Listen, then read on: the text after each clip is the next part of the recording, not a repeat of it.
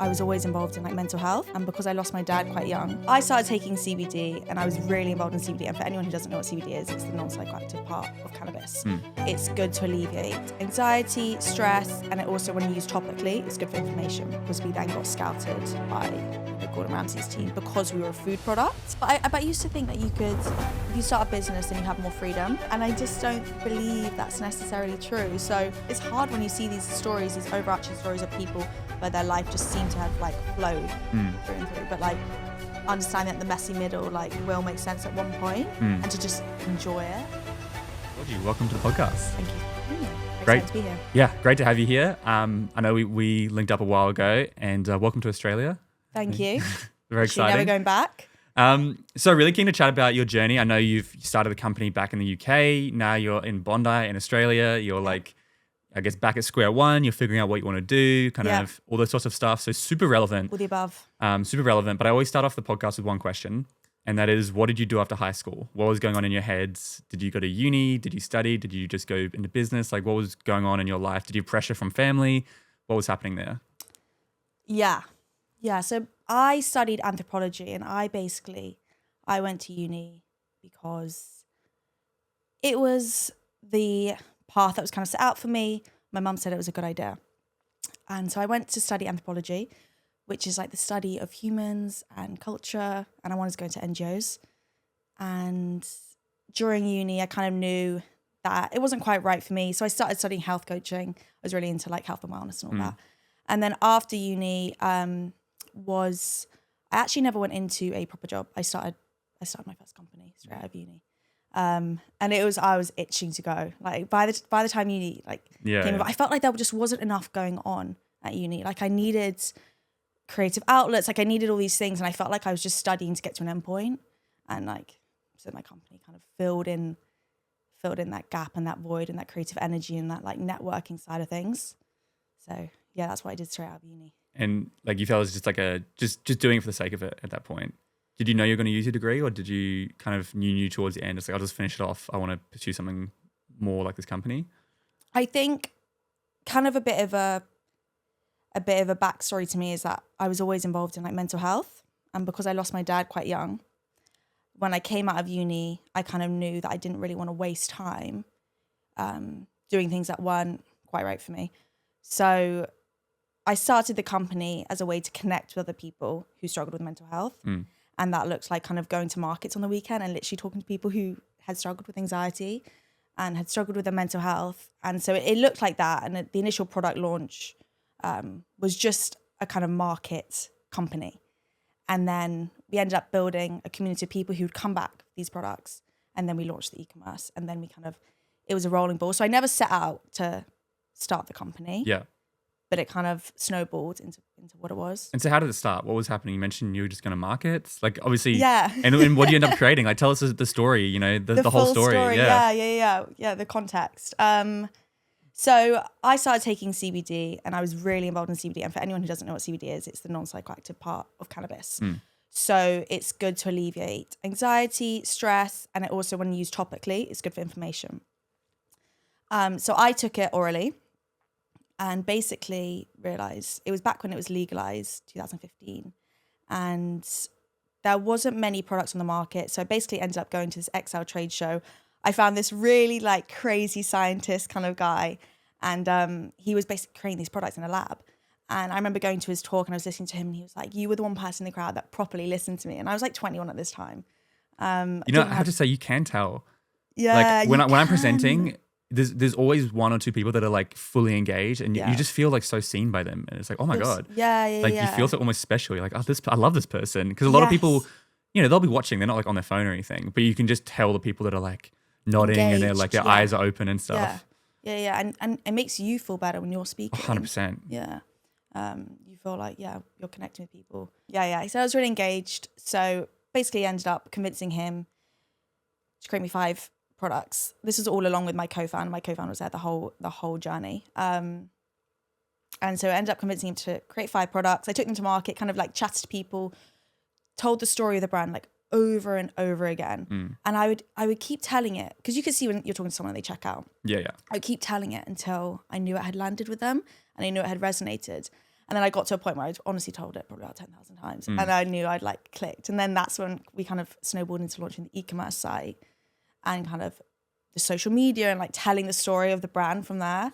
But I honestly think it was like, if anyone's thinking of launching a business and it's a product-based business, or to be honest, you could even do it if it's a service-based business, going to a market is so humbling because people look at you like you're not a proper business, or you're like what you're doing is just like kind of a side hobby. Yeah. And so the way you have to talk to people is so different, and you also learn to talk to such a like variety of people.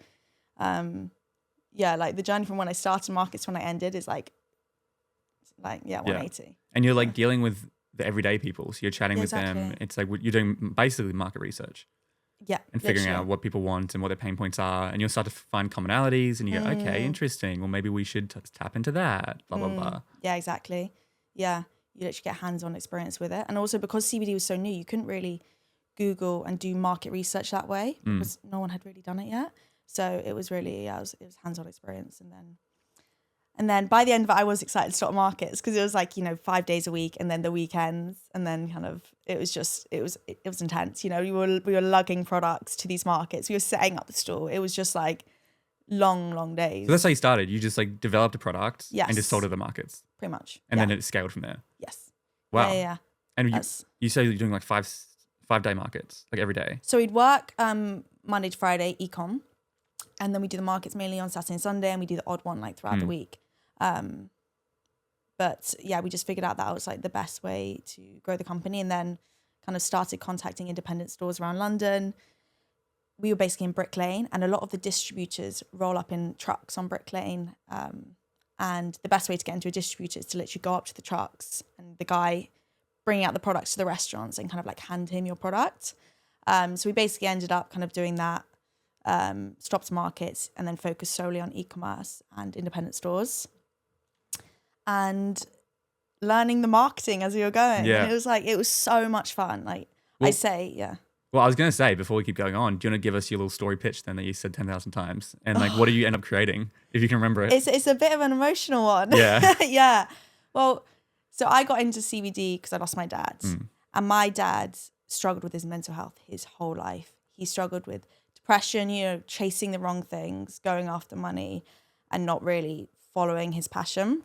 And so when I was 17, he ended up committing suicide. And I think obviously that taught me a lot about depression, a lot about struggles, and a lot about how much time we waste and things like that. And off the back of it, I struggled a lot with anxiety. I think pre-17, you're someone who is very carefree. Your biggest struggle is passing your A-levels or your GCSEs. And then I struggled with this, and I had to kind of reprocess who I was. And so I found CBD, and it really it alleviated my anxiety. I would take it every day, and it alleviated my anxiety so I could kind of figure out who I was again, basically, and like process those emotions effectively. So that was like my journey to finding CBD. And I think from the perspective of the customer is like struggling with anxiety is so common. Like everyone has it to some degree, whether it's social anxiety, whether it's kind of more deep-rooted anxiety. Like we all have it. We all have this imposter syndrome. And so that kind of led me down the path of finding CBD. And then from a customer's perspective, it was basically a lot of customers who struggled with like depression and mental health. And that's what you were targeting. That's what I'm targeting. Yeah, that's what I give a shit about. Yeah. And what actually is CBD? I mean, you mentioned at the beginning, but I don't think it's legal here. So it's like, it's very like, I don't really know much about it. What are you taking? Like, is it a pill? Like, what are you actually taking? So you could take it in kind of drops. We specialize in olive oils, so you could use it with your food because CBD basically, cannabis has this grassy taste. So CBD naturally has this grassy taste. So we infused it into olive oils and we added flavors like chili, garlic, truffle, so you could kind of drizzle it over your food. But you can take it in honeys, drinks, all sorts. Right. Yeah. Okay, so you created an olive oil CBD brand. Yes. Very niche. Yeah. Very niche. You know what? It was because everyone was doing drinks and oral drops, and no one was like focusing on, because we were mental health and we were focused on like experience and bringing people together and like community and sitting around a dinner table. So like olive oil made perfect sense. And that's the reason I think that worked out so well is because we then got scouted by, Gordon Ramsay's team because we were a food product. Whereas if we were doing oral drops, we wouldn't have had the opportunity. You're hitting a few different markets there. We're hitting a few. Yeah. It's not just CBD; it's also olive oil. Exactly. And it's Restaurants get the best of both worlds. Yeah. So more distribution points. Amazing. And so you started off with markets. You were selling. Would you start off with olive oil? Because you mentioned this mad scientist guy. He created scientist guy, 5 products. Is that olive oil was one of them? Olive oil was one of them. So it was olive oil, honey, drops, and then 2 topical based creams for arthritis. Yeah. And what did you do? Did you start selling them all and seeing which ones were the best? Yeah. Or that's it? Yeah. Just put it out to the market. That was it. Yeah. And then when we realized the niche, we went and developed custom blends. Amazing. Yeah. Yeah. Okay. And so once you started making the switch to e-commerce, which is obviously online and selling online, Shopify sort of thing, what was that journey like? You mentioned marketing, scaling, building that out. Tell us the journey of that. Yeah. It was a hard journey. I mean, building a Shopify store and then being how the fuck do I sell this? Yeah. It was a lot of social media storytelling. So CBD is banned in all form of advertising. So, the classic kind of way of Facebook and Meta wasn't an option for us early on. So it was a lot of word of mouth marketing. It was a lot of partnerships, social media, email marketing, the kind of general avenues that you'd expect. But I think what really landed it for us was the storytelling aspect. So obviously I tell my story, but then we'd receive these kind of long messages. Obviously when you naturally share some vulnerability, people kind of come back to you with their vulnerability, and we'd end up sharing, customers' journeys and customers' stories. And yes, obviously the CBD is helpful, but I think the overarching story is overcoming anxiety and overcoming your mental health and kind of processing through that. So oftentimes it was less about the product and more about, the person. So that's the marketing that landed the best for us. But obviously, as time went on, we did do different forms of marketing. And so do you mean that it's Instagram videos of you guys Instagram telling a story? videos. Were you in front of the camera? Yes. Yeah. You're just kind of doing very casual. Very casual. Were they highly produced? What do they look like? They weren't highly produced. No. They were literally iPhone shot. I edited them, CapCut. Voiceovers. I think those kind of videos work really well, and obviously it's brand dependent. But when I'm scrolling through my feed and I come across a video, and obviously it takes a second for the bottom bit to pop up saying sponsored. Yeah. So the first few seconds, if I'm hooked in and if I think it's just a natural video, I'm watching it. Yeah, absolutely. So yeah, and honestly we didn't have the budget. We were bootstrapped. Yeah. So did you get fundraising or you bootstrapped the whole thing? We bootstrapped up until the point when we got approached by Gordon Ramsay. Yeah. What was that like? That was a big pinch me moment, I think. Yeah. So we were at a trade show called IFE in London, and it's basically a trade show where you pitch to buyers, you kind of set up a whole stand of your products, etc. And we later found out that one of Gordon Ramsay's team was there just observing us apparently. And then he contacted us at a later date saying, would you like to come on Gordon Ramsay's Future Food Stars? And at that point, like I said, CBD's banned from all kind of advertising. And this is a primetime BBC One show. So it was really big. It's not just for us, but for word of mouth of CBD. Yeah. So we said, absolutely. My co-founder went on it and he killed it. And he won the show. Oh, really? Yeah. Oh, wow. Yeah. So it was 12 contestants, and you basically, he was away the whole of summer. Yeah. So obviously we were running the business together. But then I had to run the business while he was away, and he was out of contact. So they don't, you can't go back home. Well, that's tough. Yeah. Wow. It's entirely, away. You're staying in hotels, you're moving locations, you're traveling basically around the UK filming the show. Wow. You get one day off. So yeah, he went and filmed the show. Everyone was eliminated week by week, kind of The Apprentice, but with Gordon Ramsay. Yeah. And yeah, him and Gordon ended up building a really nice relationship. And I went to the final of the show along with family and stuff. And it was just such an amazing moment. I think Gordon invested in obviously he invested in the product and all this, but he invested in the people. And so, yeah, we ended up winning the investment, gave him equity of the company. And off the back of it, obviously, we rolled out a lot of marketing from the TV show. Yeah, we had a lot of clips to use. Yeah. Yeah. And then did that explode the brand? What was the impact of that? Yeah, oh my gosh, it was insane. there was a lot of technicalities of a TV show, as in like, you know, some things are edited in a certain way. Course. And I think we did we knew that was going to happen. And honestly, we didn't really care too much about it. But it literally, the moment when we won, I mean, my phone literally was like blowing up. Because obviously I had like the Shopify on my phone because I loved seeing it. You know. This is good. Dopamine hit. Sale. Honestly, like, because we did so basically they don't tell you if you've won. So they film 2 endings. Yes, I've heard about this. Yeah. They do it with a lot of different shows. They do it with a lot. Even like Australia's Got Talent or something. Yes. And it's like apparently they have to like come out and pretend like they've won the show. And be like, oh, the winner is like Georgie. And then you go, yes. And the winner is Byron. And you go, yes. And you don't actually know if you've won. That seems insane. That's like emotional manipulation. I'm telling you, it is. Because, when you film it, and it's so crazy because then you think, oh, well, that can't be real what you're watching because both endings were filmed. But it feels so real when you're there filming it. And we didn't get told until... Oh, so you were like celebrating like you've won. We were celebrating like we won. But you didn't know if you had one. We didn't know if we had one. Oh, man. Yeah. And the other person that won, she was fantastic. I mean, she had such a great business, really successful. She was making more money than us at that point. Yeah. You know, she was amazing. So it was crazy. We only got called, I think it was the morning of. Because we had planned a preview party as if we were going to win. Right. And we had told everyone to come. You know, we had organised this whole thing, rented out a space, and we weren't told yet till the day. Man. Yeah, insane. That's rough. Yeah. That's really rough. It was, it was, but we had this gut feeling. Yeah, you know, I think you can kind of, I don't know, we just had this gut feeling that we were going to win. Yeah. And so you guys were just like, after that launch, you guys were just getting like, like, what did it like double your business, triple, or was that like... quadruple probably. Like revenue? Yeah. Quadruple revenue? Yeah. It was insane. Like the first day, I mean, it's a primetime BBC One show. Yeah. Obviously a lot of people resonated with the story. A lot of people loved Andy, my co-founder. It was like, Andy's background was entirely different to mine. It was everything. Like it really took off the business. We got like so many emails, so many opportunities off the back of it. And is that what led you? Because I know then you guys exited. Yeah. Is that like how quickly was it after? Did you guys hit a point where you're like, oh my God, this is getting too big for us? Like what was the reason for that?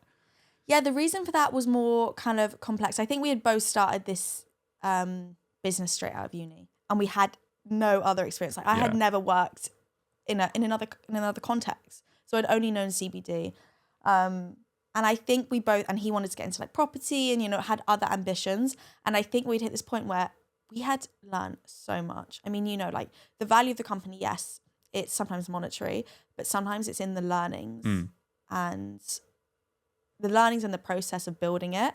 And I know if I was to build a company again, I would do it 10 times quicker. Oh, 100%. That's what I've been saying. Like, my God, what I've learned, like with Driven Young and everything, I was even saying to you, like I'm working on this kind of like thing I'm putting together. And it's like, man, it's insane how much easier I could start a company now. I could skip like even just like the software and like where to start. It's like, okay, I got to find a niche. I've got to start testing it out. You can just skip so many months and months, if not years of like, wait, what do I do? Should I do this? Should I do this? It's like you kind of just already know what works and how to start growing and all those different things. And also like the crazy. Importance of people in it. Do you know what I mean? Like I'm sure, I don't know if you found this. When you started, I felt like I had this mindset like I could do it alone. It's very, I mean, to be a founder entrepreneur, you have to have some sort of ego, and not in a bad way, right? Exactly. And then that ego can also tap into, you know what, I want to do this alone. And for me, I think it was almost like, oh, I haven't come from money. Like I haven't not come from money. I'm an average Australian, right? I haven't went to public school and whatnot. And I almost want to ride that, like, you know, kind of building it, making my own, you know, building it on your own, the kind of rags to riches. Even though in Australia or UK, we're not really in rags, you know, compared to the rest of the world. However, I did want to be like, I want to build it on my own. I want to do this on my own. And it's like, that's not the way to do life. It's a grinding way. It's less fun. And it's lonely. And yeah, I think there's not really any benefit. In fact, the fact you had a co-founder, like one of my things, I haven't had a co-founder and that's been tough. Yeah, like it's nice. Imagine. I like having the freedom. Like every decision is on me. There's different things and benefits, but also like it just means every day it's just me and my team. There's no like, that's why I talk to business with my friends so much, because it's like they're my business friends are the ones I have these conversations with and whatnot. But yeah, it's tough. Yeah. It's lonely. It's isolating. You're overwhelmed by all the business books and all the different information out there. Exactly. And it's like, where do I start? What do I do? It's super challenging. Yeah. Did you find that in the beginning, did you tell everyone about it? Yeah, I obviously, the podcast, I guess for me was like my trade show. Like I started with a podcast. I had no intention of turning it into a whole company. It was just like, and this was before the podcasts were normal. This was 2019 and they really took off in COVID. And so it was really weird for me to start a podcast. Like I was like, when I was doing it, I was like, wait, can you do that? You know, I was like 21 or whatever. Like, can you start a podcast? Like, is that something you can do? And I did it all in person. I was doing videos and stuff. And when it blew up on TikTok and like we grew to like 400K and like it was getting millions and millions of views and like people were recognizing me and it was just going like gangbusters on TikTok because there was no one else was really doing the podcast thing. People were recognizing you in person? Yeah, for sure. All the time. Every time I went out, you know, I always say like the way I get back then when I was like blowing up, it wasn't like a celebrity. They're just like, oh, I've seen you on TikTok. That's cool. Yes. You know, it's just like, it was nice stuff. I think maybe that's how I saw you. Oh, maybe. Yeah. Maybe. I don't know. I've got my fingers in a bunch of different pies. Yeah. And so when I started out, it was very much, I didn't know what I was doing and it's like just figuring it out. And I felt this need similar to you. Like I felt really lonely and I didn't know how to meet people and I felt like alone, especially because I was starting a business. It was like accentuated. It's like, okay, now your business, none of your friends understand you, none of your family, a lot don't understand you. I was working in a co-working space just so I could be around people and just so I could meet people. And so I didn't know how to meet ambitious people. And so I wanted to create something that allowed that to happen. And I don't know if that's the question you're asking, but that was kind of like... It's like bringing people together. It's like community. It's like it's a lonely journey. I can imagine not having a co-founder as well, even to just like bounce ideas off. And I thought about it, but I didn't have anyone that was like doing it with me. And I had a whole support network at that point when I was planning it out. Like we were I was interviewing, like, I remember I spoke at this private all-girls school and I made a few connections there and I was like, hey, like you're 17, 18, like I'm creating this. Can I ask you some questions? They had hop on Zoom with them and just pick their brain and be like, what are the pain, like what's going on in your life? What are you feeling right now? Yeah. I did big chats with like groups of like 5 or 6 of my best friends and we're like, okay, what do we think? Oh, we need this. When I was young, I needed this. I'm like, oh shit, okay. Yeah. And it was just like huge brainstorming, like what do I need and bringing it together and then just pivoting nonstop to get it to a point where I feel like it's something that works. How old were you when you started it? I don't know, like 21, 22. Okay. I had a company before that. It was a video marketing agency. Okay. And it specialized in basically doing like content, which again, everyone does that now, but this was earlier. Okay. This was before TikTok, before Instagram Reels. Right. This was like, and so I just like everyone would come into the office for a day. I'd shoot all this content and then I'd just give them like 20 clips they could use for their brand. And honestly, that business was a mess. I had no idea what I was doing. I was making like 10 grand a month or something and I was spending like 9.5 grand a month on like, it was just like, that's what I'm saying. If you were to repeat that, oh my God, totally I had no idea what I was doing. I look back at that, I'm like, that was terrible business. I clearly wasn't passionate. Like I just didn't know, I had no idea what I was doing. Yeah. Like I could build that up to like 10, 20, 30K months so easy right now. Especially obviously I got connections, but like every brand's looking for that. Every brand's looking for that. I know how to do that. But even just the way I would approach it would be completely different. Like I was just had no idea what I was doing, which is what I think most businesses are doing. They have no idea what they're doing. And I think they just want to outsource it. I mean, you have a really beautiful story there where you really went like, you had this problem. Yeah. You found a solution for yourself, and then you went, oh, maybe other people also want the solution. Yeah. And you just very beautifully and organically kind of created this business. And I would say most people often don't have that. A lot of people go, I want to be a business owner. Right. What do I do? And they try to create something. They kind of force something into their little like, I want to be an entrepreneur. Okay, I'm kind of good at this. Let me just pursue this. Whereas you had this very organic, beautiful way of stumbling into it. And then you went to trade shows and you had 5 different products and you tested them. And like, that's a good way to do business. Like that story just feels very clean. Then you got a big opportunity that tripled the business and then you exited. And I'm like, man, that's almost like the cookie cutter, perfect story. And it's so funny to hear you say. I know it was probably, it was probably hell and you had a million things to go through. Yeah. And e-com is really challenging, but just the way I think it's a perfect story in terms of how you started. Yeah. Like you had a problem yourself. I had a problem myself. We both created a solution that led to a business which pivoted, expanded, and went. You didn't plan to start olive oil. You just wanted to help with the story. And I love how you speak about the story because that's something a lot of people need to lean into more. Is the story. Stop selling what the features and the benefits of what you do, and start selling the why. 100%. Like honestly, if you were to write a story of your brand, forget about the product or the service. Yeah. Like, just write a full story about it, and like people will connect with that, and then you can bring it in later. But like, it's 100% in the why. And this is what I see, like, even in advertising nowadays and like product-based pictures on Instagram, I'm like, honestly, waste of time. Like, you're paying someone to do that. Yeah, it's definitely, it's all in the story. And honestly, it takes some time to like learn how to tell a good story. For sure. Like, I feel like when I first told at the markets, I was just like stumbling over my words, you know, but then I could see when I was talking to someone and it was connecting, and then I kind of told it again and again.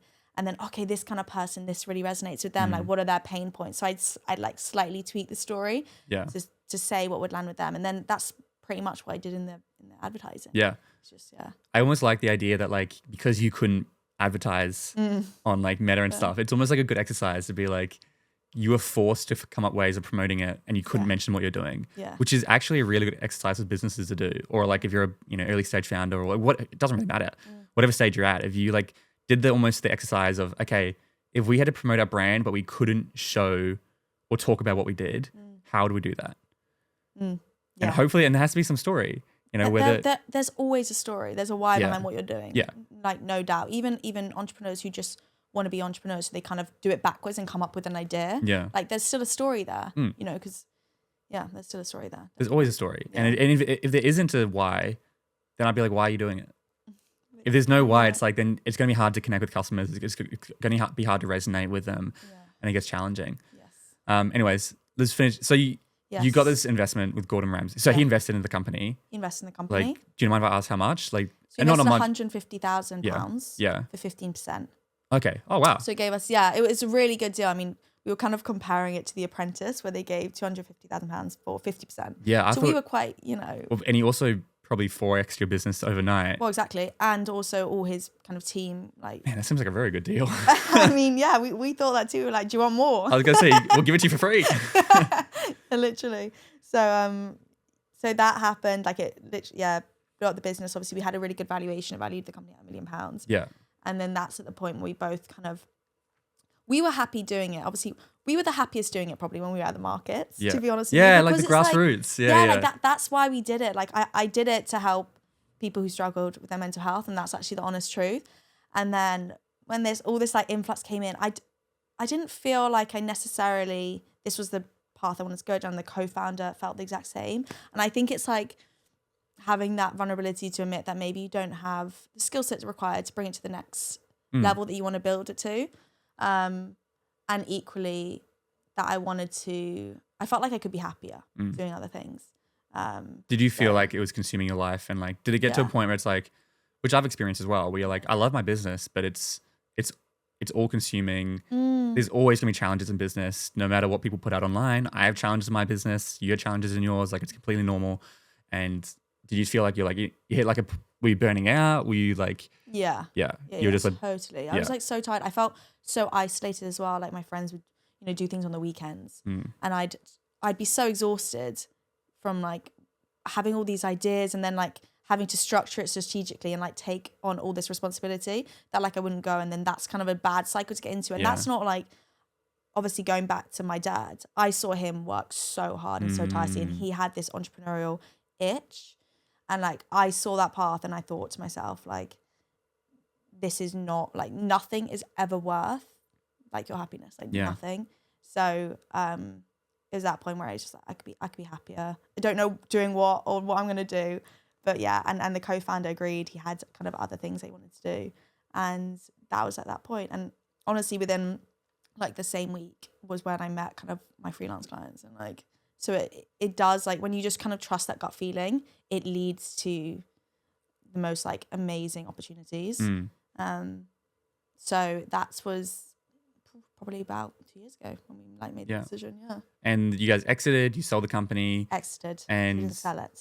Oh, sorry. Yeah. Oh, you exited. We exited because of the way the investment works. Is Gordon Ramsay obviously invested in like the people. Yeah. So it was just, we kind of went off the back of that valuation. And yeah. And so you got paid out to leave? Yes. Yeah. Pretty much. So did you get paid a wage or just like a lump fee? Lump. Yeah. Fee, And then you're gone. And then, yeah. Wow. Yeah. Is it still running today? No. Oh, really? No, it's not running. No. Oh, why's that?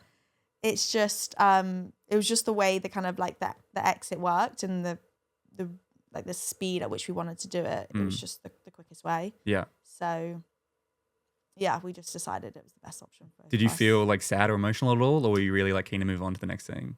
I think by the time you make a decision, and you've said it out loud, you're like quite sure about it. It's like when people are in relationships and they by the time they've actually broken up, they've already thought about it. Oh yeah, there's always one person who's like been even if subconsciously, like I feel like a breakup is never even.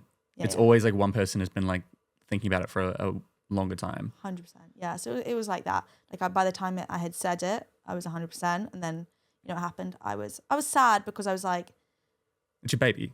It was my baby. And I was like, I saw in my mind where I wanted to take it, but I just knew that the other path was kind of felt more right. Yeah. And so when you exit, like, was it like you're exiting and you're finishing up the company, or did other people take over? Finishing up. So you can, if you sell a company, obviously then it keeps going on. Yeah. We exited and we just like finished up the company. Right. So where's the money coming from, like, for that? Investment, like obviously we were e-commerce, so we earned money because we were bootstrapped. So we had money. Profits and stuff. Yeah, profits, and you just took the profits basically. Yeah, we just kind of distributed it that way. Yeah. And obviously because he didn't have too much equity, it was fine. Yeah. And you couldn't sell because of the Gordon Ramsay thing. Yeah, we couldn't sell. And also that would have taken up probably another year of like positioning the company for selling. So we were tossing and turning between what's that worth, you know? And it was just It's a challenging position. It's you know what it was? It was like selling companies. Big learning. It's a long, painful process. It's a long, painful process, and it's like, is there a monetary value to that long, painful process? You know, and it's like it's like deciding, having those decisions and making it clear on your values and your priorities. Like it was really important throughout that whole process. But honestly, like I can say now that I've moved to Sydney, I look back and I think 10 out of 10 decision. Yeah. You're much happier now? I'm so much happier. Like I definitely have that entrepreneurial itch. Yeah. But thankfully, because of the visa I'm on, I actually can't start a business. Right. So I still have that itch and that need for like creative outlet, like no doubt. I was gonna say, like, you know, right now you're just freelancing. I know you've got like some job opportunities and whatnot, and you're just kind of like, you know, living in Australia. It's summer. You're on the beach. You're living in Bondi with all the other British people. Yeah. But like, do you feel like you're definitely going back into business? Do you feel like, do you feel like, I don't know, where are you at with business? What are your thoughts? Like you've gone through this whole journey and now you've kind of gone back to like chilling out, and you're saying you're happier now. Is it almost silly to be like, well, I'm clearly happier now, but also you need money. And, you know, you raise a good point. There's, you know, I think building a business for me is like, so I can kind of live, hopefully I can get to a point where I can live the rest of my life without eating shit and dealing with all the negative sides of business until you retire or whatever. And it's like, if you can build that up now at early stages, you can live a life where you can travel a lot more and have a bit more freedom than most people. But it's hard to do. But I used to think that you could, if you start a business, then you have more freedom. Well, and I think very rarely is that true. Right, exactly. And I just don't believe that's necessarily true. So off the back of the company, obviously I was freelancing for a few different FMCG and like tech brands. And I got so much flexibility. I mean, I freelanced for them for a while. You know, I worked one-to-one with the founders. And now I thought that I had kind of like scratched the itch of, you know, building the company and being freelance and then working with founders. But I definitely still have it. I definitely still need like a creative outlet. And I think I'm in the process of figuring out what that looks like. You know, and I have had some really exciting chats with companies that I'm really excited about. But I think from there, they definitely see my entrepreneurial side. And I think for some of them, they think, will this job be enough? Yeah. And that is actually their concern. That's been raised to me. So it's like finding other avenues that like scratch that itch. Yeah. That it doesn't have to be a full-blown business, you know? Yeah. You can just chill out a little bit. But yeah, no, Bondi is great. Living the dream. Yeah. Yeah. And so what are you doing now? Like what's your head at? Because I kind of mentioned like before, we're like, it was journey with the business, which is really cool. People can learn from that. But, you know, now you're almost like back at square one and you've moved countries and like, you know, you're in your 20s, right? I'm in my 20s. Yeah. So in your 20s, you're like figuring out this stuff. Like, where are you at right now? What's going on in your head? What are your plans? Like, you know, I guess, what are you doing? Yeah. I think I'm in the very much like the figuring out phase. Like, I mean, last week I literally didn't have a job and I didn't have a place. You know, like those are two fundamental things of life. So it was really like, it was like shifting, having those decisions and making it clear on your values and your priorities. Like it was really like shifting, having those decisions and making it clear on your values and your priorities. So it was really like shifting it was really like causing me a lot of distress, to be fair. And basically off the back of it, I just started having a bunch of conversations, you know, like I believe you literally get nowhere from sitting behind a laptop. And like, if you want a job and you're like doing these applications, I just think it's the biggest waste of time. So I started having a bunch of conversations, like taking people for coffee, meeting up with people in different industries to kind of figure out what I felt like the role that I wanted will look like. So in some respects, it feels like I'm starting again. But like we kind of said earlier, I have all these learnings and I can repeat what I've done like 10 times faster. So yeah, I don't know if that answers your question, but basically I'm in the figuring it out phase. Yeah. Definitely. Yeah. But I don't feel like I'm starting from square one because I'm starting with an entire... all the knowledge, yeah. All the knowledge, yeah. And yeah, that's what the value is, definitely. Amazing. Yeah. And so, yeah, I guess for anyone else who's out there and they're thinking of like starting a business or, you know, they're resonating with this, like, I know we spoke about how, you know, we both dealt with burnt out and you kind of like left and everything. Yeah. But what would you say to them? What advice would you give them, you know, based on your story, getting started, or, you know, people are interested in a business, would you recommend it? Would you say don't bother? Like, what's going on? What would you say to someone who's looking at, you know, pursuing something similar? Yeah, I think it depends on your motivation to start. I mean, obviously like your why and making sure that it's really like connected to your values. I think that's like pivotal versus kind of the other way around, wanting to have the title of an entrepreneur and then starting a company. I think people can tell. And then also one thing, I think a lot of people think that they can do things in private and they think that it saves them from like judgment or embarrassment or failing. And I really think that's the wrong way to look at it. It's like fail fast and like share what you're doing and talk about it. And I wish that's something I knew early on. It's like I did things too privately. And it's something I do a lot differently now. So I think that'd definitely be a piece of advice to talk to people about what you're doing. Talk to people about your struggles. Oh shit, I don't know, like this is not going to work, this product shit, isn't it? Like, you know, I mean, just having those conversations, you get further, and also like people want to help. It's interesting because sometimes I'll follow people online and I'll see them trying to build something and I'm like, that's not going to work. And I'll kind of be like, why are you doing this? This is not going to work. And then I go, wait, that's part of the journey. That's like, hopefully they'll figure that out. They'll move to something else until they start making it work. And I was like, man, I've been in this, and I even just caught myself judging someone really quickly. And I'm like, what am I talking about? Like, this is what I've been through. And yeah, just have to not care. Like, it's like the messy middle is like, we don't see many people sharing it. Yeah. And like they're figuring it out and they're pivoting like 10 times and over the course of like 10 to 15 years pretty much. And then we see people at the other side, we see them on podcasts, we see them talking about it. And it's like actually the messy middle is like what most people can relate to. Yeah. It's like, it's really hard because you're pivoting you're pivoting fast. And people are looking at you like, what are you even doing? Yeah, you know?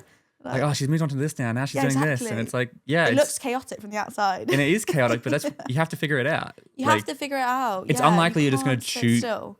I think maybe I had this when I was younger. I was like, everyone in business says this. You got to like try stuff until it lands. And I remember in the back of my mind, I was like, yeah, but what if I just get it first go?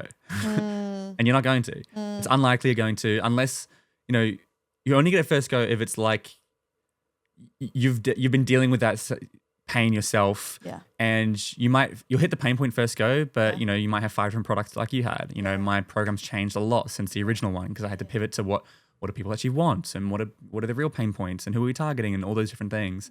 And you just got to understand that like the messy middle is where it happens. And if you building a business is one of the hardest things you can do, I believe, in the world, because building a business, if you can do it, gives you time, freedom, and money if you can do it well. Yeah.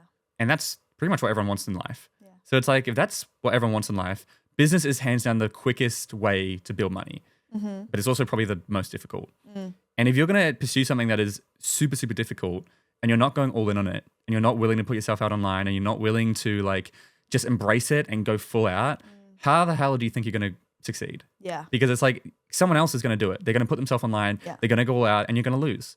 And it's like, don't even bother if you're just going to half-ass it. You got to go all in. And I'm not saying quit your job and everything, but when you're working on it outside of your job, you have to be going all in. You have to be posting about it online. You have to be putting stuff out there. You have to be speaking about it at the coffee shop. I hate running. You know, I run so many ads. Everyone sees my face from ads. And it's like, I know, you know, people don't like ads. You know, also people aren't as observant as you think they Yes, are. you think, main character syndrome sort of thing. No, but like people, like it would take me seeing your ad like 10 times to understand the entire mission. Yeah. Do you know what I mean? Yeah. And for me, like I put myself out there and it's like, yeah, people are seeing my face going, here's blah, blah, what I do and everything. And I know it's like some people get annoyed by the ads because I see we get these crazy comments and whatnot. It's just part of marketing. Yeah. And it's like, but you have to put yourself out there. Yeah. Otherwise the company dies and bang, everything's lost because it's like ads lead to sales and sales is how you run a company.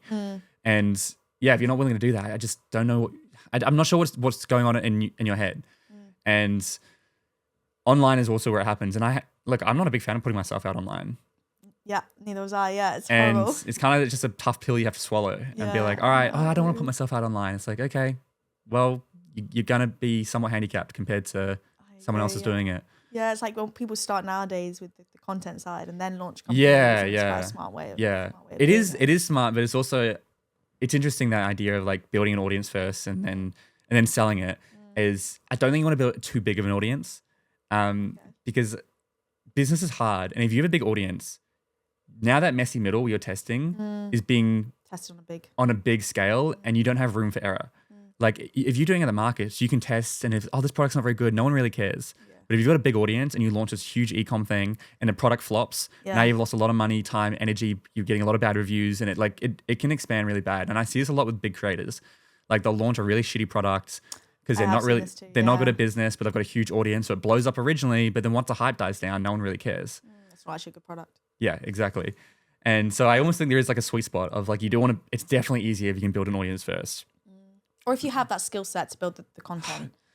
Yeah. Or, I mean, obviously the best is to do both, but man, that's hard. Like it's hard enough to run a business, let alone be putting out stuff online on top of it. But I think it's a bit of a tough pill people have to swallow. Like it is part of doing it. You do have to put yourself online. And do you feel more comfortable with it now? Yeah, I mean, doing podcasts, absolutely. I haven't put myself out online in the last 2 years or so. Okay. I have. Like, obviously, I'm still doing ads and a lot of different stuff, but not to the scale of which I used to and what I want to be doing moving forward. Because I've just been so busy with the business, and I definitely got sucked into the business. Like, I wasn't doing what you're saying. Like, I resonate with what you said there. You said, it's not going to happen behind a laptop. And I feel like I've just been behind a laptop. I've just been building the business. I've been communicating with the team, doing everything there behind a laptop. And I haven't been getting out as much as I'd like to and meeting people and creating opportunities through that, which is what I did so hard in my early 20s. Like I was just meeting every person and so many opportunities were coming my way. And I feel like I got sucked into my business. And that's why I'm doing the podcast now again. I want to, use it as a way to connect with people, put out content online and get back into it. And then these different like synchronicities start happening when you're out and about with people and like friends know friends and it just kind of all pieces together and it just happens so much smoother. So yeah, that's definitely my goal over like this year is just doing way more podcast episodes, getting out to more events, meeting more people. And that's why I've kind of been like, there's you and other people I had, even Dan I had on yesterday. He's someone I met similar time with you and I'm like, okay, these are both young people. They're both in business. They're really ambitious. I want to be friends with these people. I want to build a relationship, have them in my life so we can like be doing different stuff together, get them on the podcast, create some ideas together and stuff and really pursuing that a lot more. Cause I definitely feel like I had my head in the sand for the last 2 or 3 years and it was needed because it's really hard to run a company. And I feel like in waves, doesn't it? I also couldn't just be doing podcasts while my company needs me to be running events or like making sure everything's going smoothly. Yeah. Cause like for me, my paying customers take number one priority. And so, it's been a challenge for me to do both. Definitely. Yeah. I'm excited to see, your events. I'm excited to attend one. Yeah, you're coming along, so that'll be fun. Oh, I'm buzzing. Meet everyone. And so I guess what's the future looking like for you? Do you know? Do you feel the idea of uncertainty? Does that make you stressed or excited? It makes me excited. Yeah. I'm so excited. I think the conversation I'm having, like, I'm so passionate about, and I know that because I usually like contact the founders directly. And the conversations I'm having, like I can feel that they're excited about me too. And so I just know that the opportunities will come. They might not come now, but I know that like I'm talking to them and like I'm nurturing these relationships over like the course of years. And so I'm really excited. I'm excited for kind of the next company that I get stuck into. I want to be really like intentional with what it is and what something that can actually sustain and not burn you out. Yeah. And also like the founders and like what their ambition, what the future of the company looks like, the team, all that. Is number one priority. Yeah. Amazing. No, that's really exciting. That's super exciting. Yes. We'll figure it out. the messy middle. I'm in it. Yeah. I'm in it, yeah. Yeah, because I talk a lot about the idea of uncertainty, and I feel like so many people are opposed to uncertainty. They crave like, oh no, I need to have a job, I need to have this, I need to have this. And I think entrepreneurs, if you want to be a founder, entrepreneur, or business owner, like you have to somewhat thrive in the uncertainty. Yeah, get comfortable in it. Yeah. Definite. Because like I think nowadays, like a lot of people, like your body gets kind of addicted to the stress. And you know, like it's like when you've been through a really stressful situation and you relive it in your mind and you put yourself through it like over and over again. And it's like actually stepping out of that state of mind and stop looking at things like that. The uncertainty is like, it's really exciting. It's really exciting because all these opportunities are now open to you. But I know the mindset of not knowing which way is like right. But any decision is better than no decision. 100%. Like action's just always better. So yeah. And you mentioned like, I mentioned before the idea of like connecting, because I'm even thinking like you messaged me on LinkedIn like ages ago and you're like, hey Byron, like I can't remember, you're like, I saw Driven Young, looks really cool. I'm moving to Sydney in November, and you messaged me in like January or something. Yeah. And I was like, okay, great. Well, let's chat then. And then I know. And I was like, yeah, let's connect. And then I honestly thought that's where it would end. Yeah. And then you followed up when you were coming back and we connected. And I think you mentioned this idea of planting seeds that pay off a year or two later. Like what advice would you give to people, you know, when it comes to connecting, creating relationships, putting yourself out there? Like how have you done that? Because I feel like you've done that in quite a really good way. Yeah, I think it's just obviously contacting people who you're actually interested in what they're doing is number one. And like coming from an authentic place with that. Don't just message people like willy-nilly. But I think contact people who are in your industry, who are passionate about what you're passionate about. Like, you know, I saw you sharing about community and like mental health, and that is like number one to me. Taking people for coffee. And like, I go to a lot of networking events as well.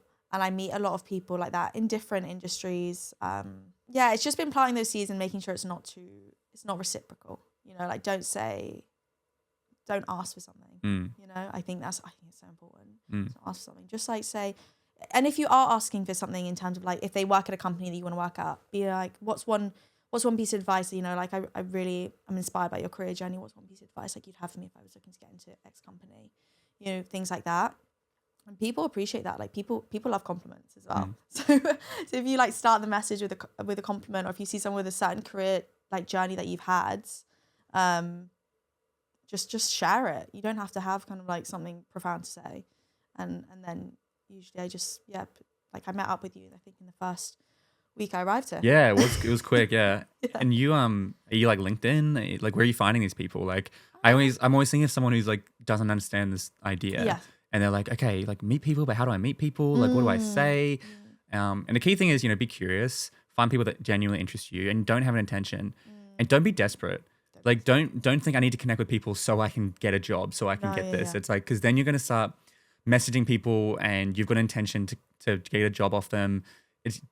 People can feel it. It's not ideal. You just want to connect with people out of pure curiosity, and something may happen, something may not. And if nothing happens, then you've got a good connection, and almost I can guarantee something will happen in the future. Like it's crazy just how much this person, all you need is, oh yeah, I know this person knows this person. I can introduce you, and it's like bang, who knows what could happen. And the amount of intros I've got off it, like I messaged, you know, a lot of people back in January for coming to Oz, and that the amount of introductions that people have, and people want to help, and it's like so crazy to me. Especially when you're young and ambitious. Yeah. Like if you're young and ambitious, people want to help someone who's like young and ambitious. Yeah, definitely.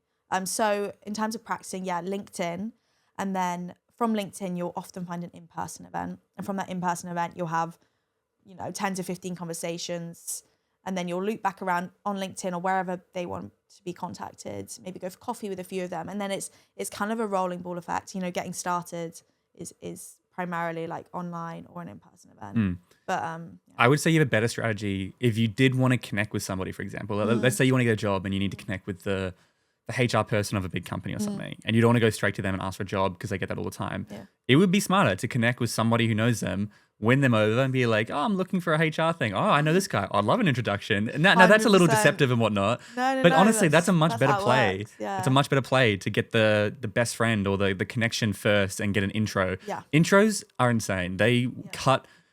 For example, there's a guy who's big in the investment world in Sydney, And I found out about him. I went on his website, I emailed him, and one of his team got back to me. He's like, "Hey, Brian, can you send me some more info? I'm happy to hop on a conversation with you before you chat to him." And then my mate introduced me to him. I just got straight to his personal email and hopped on a call with him within a week. And it was like, that just saved me, so many back and forths. And I may have not got to talk with him, but because I knew someone who knew him, intro gets you straight in. Yeah. And intros will just, it's the same with like if you or anyone I know goes, you got to meet this person. I trust you guys enough, or like my friends enough. Well, if you tell me I got to meet him, I'll meet him. Sure. Yeah. Let's go have a conversation. Yeah. But if they just reach out to me, I'm like, I'm pretty busy. I don't have time for this. And so it depends on the situation.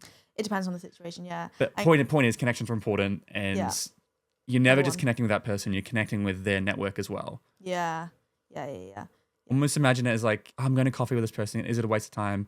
It's never a waste of time. It's never a waste of time. It's never a waste of time. And it's going to cost you 30 minutes, maybe an hour of your time anyway, which is not that precious. Exactly. But it's also like, imagine you're sitting across and there's like 40 people here you're talking to, because that's who they have access to. And you're not just talking to them, you're talking to their whole network as well, which is where the opportunities begin to happen. Yeah, and then they start thinking of you, in kind of future scenarios. And it's interesting what you were saying about their network. So let's say you want to talk to like the CEO. We used to do a similar thing with influencers. Is let's say we wanted this massive influencer we obviously couldn't afford. We'd basically find their friendship circle, and like their friendship circle, just like everyday people. Yeah. We'd find them on kind of like Instagram, and we message them. We send them products, and so this influencer would basically start seeing our products like everywhere around them. Yeah. I've heard that's been a strategy. Yeah, it's a good one. Wasn't there like someone who did that with like Kendall Jenner or something? Yes, they started it. Seeding. Yeah. Oh, that's them. No. That's what the strategy is called. I can't remember what that. It's a swimwear company. Something like that, and they gave like all their friends, and then she wanted some, and it was like, oh, of course we'll give you some. Yeah. I don't know the details, but it's super smart. So you guys did that as well. We did that as well. And it works. It worked, and I did it with the freelance clients that I worked with. So we landed a really big partnership off the back of it. So it's a strategy that works, and you can kind of use it, I guess, with people as well. Yeah, just meet the people around them that allows you to get to who you need to know. No, that's awesome. Well, Georgia, this has been a fun conversation. Right.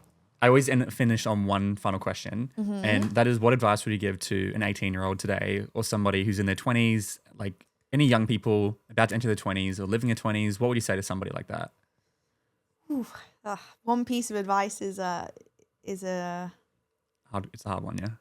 It's a hard one. I think for me, what really resonates, and I think if someone like struggles with anxiety, they might resonate with this as well, is that to stop doing things in private. Like, I really think building something in private is lonely and it's isolating, and like people help people and people want to help. And I think that's probably a message I tell my younger self, is to stop hiding yourself in that way. Because I think I would have been a lot further had I done it sooner. So that would be like one piece of advice. And also recently, something I really love is this quote. It's a long quote, but it starts by saying that a beautiful life is not stumbled upon, but it's built. And then it kind of goes on to say how it's chosen and it's nurtured over the years and all these things. And I think that really sits well with me, because if I look back at my journey, like, things start to make sense as I kind of go on. Have you seen the Steve Jobs quote when he's speaking at university? I love it so much. He shares his story with Apple, and he's like, I was at college and I didn't like what I was doing, and then so I dropped out and I was just living on campus. So I just popped into classes and I took calligraphy and I did this stuff. And he shares all these things, and then Apple was the first company that had typeface font, which helped build a brand, and I became obsessed with calligraphy and all these different things. Then I got fired from Apple in the 1980s. And, it was the worst thing ever. Everyone made, all these different things. But then I started a new company called Nexus. And then Apple acquired that company, and I came back on in 1995. And he goes, all these things, it's impossible to connect the dots looking forwards. Exactly. But it's very easy to connect the dots looking backwards. And he goes, if I look at my life, everything seemed to connect to what I wanted to do. But it's impossible to connect those dots looking into the future. And he's like, so you can't connect them. You just have to trust that you're doing the right thing, and whether it's God or faith or the universe or just karma or just being, putting yourself out there, you have to trust that what you do is going to end up paying off. And it's been the same thing for me. 100%. Yeah. So it's hard when you see these stories, these overarching stories of people where their life just seemed to have like flowed through and through. But like, understanding that the messy middle like will make sense at one point, and to just enjoy it. And the messy middle is where all the stories come from. It's like where the best stories. That's the good old days. Yeah, that's the good old days that we hear about. I think back to the market days and I think, oh, those are the good old days. Yeah, they're the good old days, exactly. So enjoy it. One of my quotes is, "How you live your days is how you live your life." Yeah. And a lot of people get stuck on just like, oh, when I get this, when I get this. It's like, it's now. And even sometimes I get stuck in that. I'm like, okay, when I can build to this, it's like, man, time's going by. You know, I saw a brutal TikTok or Instagram reel. It's like, one day you'll be 28 watching this, wondering how 10 years have slipped by and you're no longer 18. And I'm like, oh my gosh. Literally me. But it's low-key true. You're like, whoa, yeah. Time 18 was ages ago, but it was not that long ago at the same time. Yeah. And I know what you mean. There's no right way. It's the phrase that you can have it all, but not at the same time. Yeah. You've got to like pick and make those decisions like really intentionally. Whether like what's the priority here? Yeah. But on your first point, which I love, by the way, very on brand with what we do.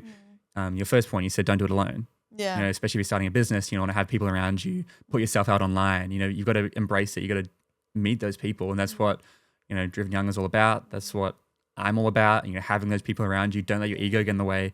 Don't get caught up feeling like, oh, I need to build a business on my own. No, working from home is hard.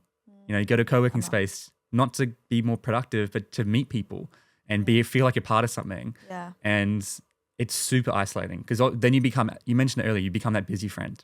Oh, you're the friend that's always busy, and you stop getting invited to things. Yeah, don't bother inviting her. She's always busy. It's not a flex. Yeah. You're always, oh, I worked 80 hours this week. Oh, guess what? I worked 30. That's the real flex sort of thing. So I agree. Don't do it alone. Make sure you've got people around you. Yeah, find events, programs, whatever it is, where you can find people that are equally as ambitious or looking to connect with you. Yeah. But if anyone does like really love your story or like resonate with you and they want to connect on LinkedIn or anything, where's the best place they can go to find you? Yeah, so LinkedIn, Instagram, it's just Georgie Abbott. Definitely message me. Any advice, send me a voice note. Yeah. I don't know, send me a meme, whatever. Yeah. And I'll link all that below. Yeah. But yeah, thank you so much for coming on the show. It's been great. Yeah, no, thank you for having me. I appreciate it.